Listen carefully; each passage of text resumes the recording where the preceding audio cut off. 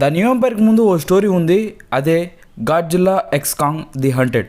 ఇది ఓ graphic naval అనమాట. ఇదేదో సైడ్కి జరిగే స్టోరీ కాదు, ఇది Godzilla versus Kong and the new ఎంపైర్కి మధ్యలో జరిగే స్టోరీ అనమాట. దీన్ని మనకు బయట ఎక్కడ ఎక్కువ మందికి రీచ్ అయ్యేలాగా చెప్పలేదు, కానీ ఓ కామిక్ బుక్ లాగా అయితే రిలీజ్ చేశారు. అందులో గాడ్జిల్లా వర్సెస్ కాంగ్ తర్వాత కంటిన్యూషన్ స్టోరీ ఉంది, దాన్ని అయితే మనం తెలుసుకోవాలి. అప్పుడే రాబోయే న్యూ ఎంపైర్ మూవీకి కొన్ని డీటెయిల్స్ అనేవి మనకు కన్ఫ్యూజ్ కాకుండా ఉంటాయి. అందులో ఒకటి స్కిల్లా వర్సెస్ గాడ్జిల్లా ఫైట్ జరుగుతుంది కదా, అదైతే మనకు స్టార్టింగ్ నుండి చూపిరు, డైరెక్ట్ గా ఫైట్ స్టార్ట్ అయ్యేటప్పుడు చెప్తారు. కాకపోతే ఆ స్టోరీ అనేది ఈ నవల్లో ఉంది. ఇంకా అలానే కాంగ్ పన్ను ఓడడానికి ఇంకో మెయిన్ స్టోరీ ఉంది, అదైతే ఈ గ్రాఫిక్ నవల్లో అయితే మనకు చెప్పారు. దాన్ని అయితే 2 పార్ట్స్గా 2 వీడియోస్లో అయితే నేను తీసుకొస్తా. ఒకటైతే గాడ్జిల్లా స్టోరీ, ఇంకోటి కాంగ్ది. సో ఈ వీడియోలో గాడ్జిల్లా స్టోరీ అయితే మనం తెలుసుకుందాం. ఇందులో గాడ్జిల్లా అయితే మన ఇండియాకి వస్తుంది. అసలు గాడ్జిల్లా ఇండియాకి ఎందుకు వస్తుంది, అక్కడ ఏం జరుగుతుంది, ఆ స్టోరీ ఏంటి అని చెప్పేసి మనం అయితే మాట్లాడుకుందాం. ఇంకా దానికి ముందుగా మన ఛానల్లో ద న్యూ ఎంపైర్ యొక్క ప్లేలిస్ట్ ఉంది, అందులో చాలా వీడియోస్ ఉన్నాయి, ఇంకా వస్తాయి. అవైతే మూవీకి ముందుగా మీకు కొద్దిగా హెల్ప్ అవుతాయి ఇన్ఫర్మేషన్ విషయంలో. అండ్ అలానే ఒక వాట్ ఇఫ్ స్టోరీ ఉంది, దాన్ని అయితే మిస్ కావద్దు. సో ఆ వీడియోస్ కూడా చూసి మీ సపోర్ట్ ఇవ్వండి. ఇదైతే స్పాయిలర్స్ కాదు, మీరేం టెన్షన్ పడద్దు. ఈ స్టోరీ తెలుసుకుంటేనే నెక్స్ట్ రాబోయే ద న్యూ ఎంపైర్ మూవీలో కన్ఫ్యూజన్ లేకుండా ఉంటుంది. సో ఈ స్టోరీని అయితే చూసేయండి. ఇంకా ఇండియాకి వచ్చేద్దామా.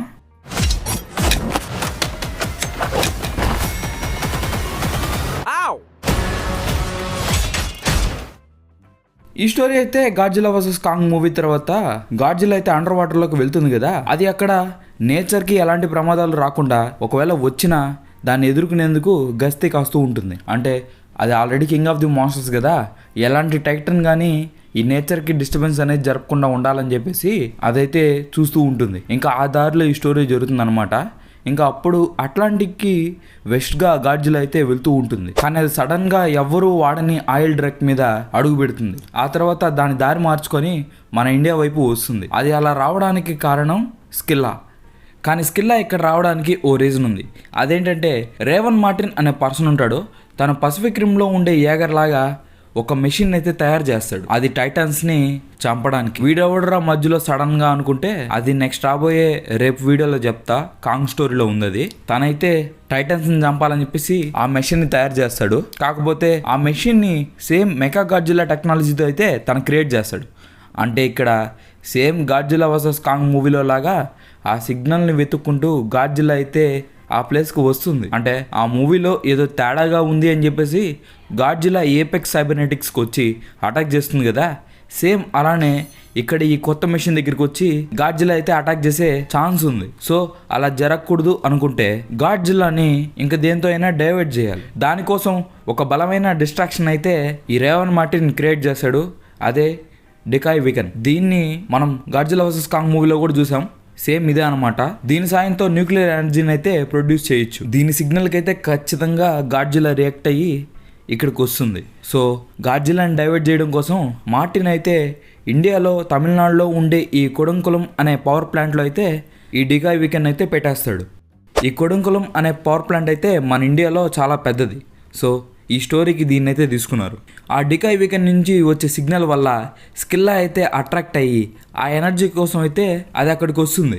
అలా గాడ్జిల్లా దాన్ని ఆపడానికి ఇండియాకి వస్తుంది అనమాట. ఇంకో పక్క ఆ మెషిన్ని రేవన్ అయితే యాక్టివ్ చేసేస్తాడు. ఇంకా ఈ స్టోరీని రేపు చెప్పుకుందాం. ఇంకా గాడ్జిల్లా స్టోరీకి వస్తే స్కిల్లాని king of the monsters movie తర్వాత ఇప్పుడే చూస్తున్నాం.